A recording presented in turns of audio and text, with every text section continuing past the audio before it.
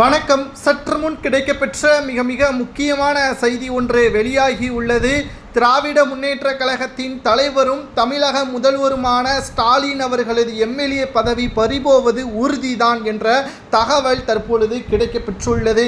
கிட்டத்தட்ட 2026 சட்டமன்ற தேர்தல் நடைபெற உள்ள நிலையில் தற்பொழுது டெல்லி சட்டசபை தேர்தலில் முதல்வர் வேட்பாளராக இருக்கக்கூடிய அரவிந்த் கெஜ்ரிவால் அவர்களே தனது தொகுதியில் தோல்வி அடைந்துள்ளார். இது மிகப்பெரிய ஒரு பேரதிர்ச்சியை ஏற்படுத்தியுள்ளது.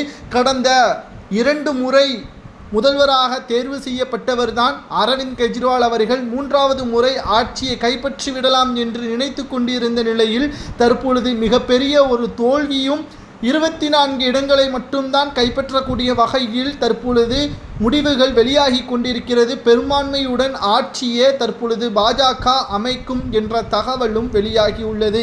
இது டெல்லி சட்டசபை தேர்தலில்.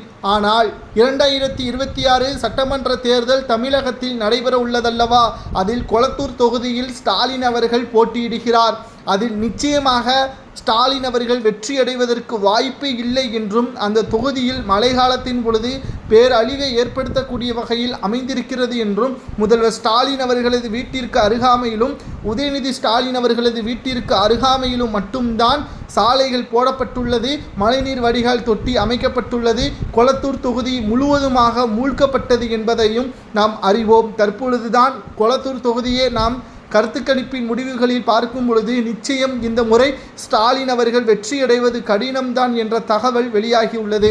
இதனால் அவரது எம்எல்ஏ பதவி 2026 வெற்றியடைய முடியாமல் தனது எம்எல்ஏ பதவியை ராஜினாமா செய்வார் என்ற தகவலும் வெளியாகியுள்ளது. இது திமுகவிற்கு மிகப்பெரிய ஒரு பேரதிர்ச்சியாக அமைந்துள்ளது.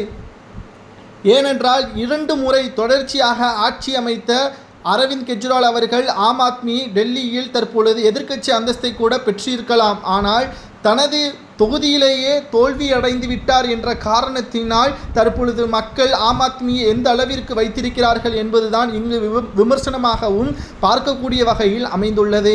அதே நிலைமைதான் தமிழகத்திலும் அமையும் என்றும் திராவிட முன்னேற்ற கழகத்திற்கு எதிராக மக்கள் ஒன்று சேர்ந்து விட்டார்கள். புதிதாக தமிழக வெற்றி கழகமும் போட்டி போடுகிறது.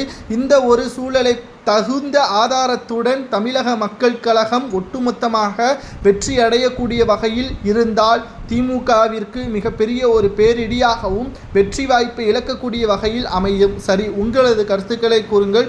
கொளத்தூர் தொகுதியில் மீண்டும் ஸ்டாலின் வெற்றியடையலாமா அல்லது அவரது எம்எல்ஏ பதவியை பறிக்கலாமா என்பதை நீங்களே கமெண்ட் வாயிலாக கூறுங்கள். நன்றி, வணக்கம்.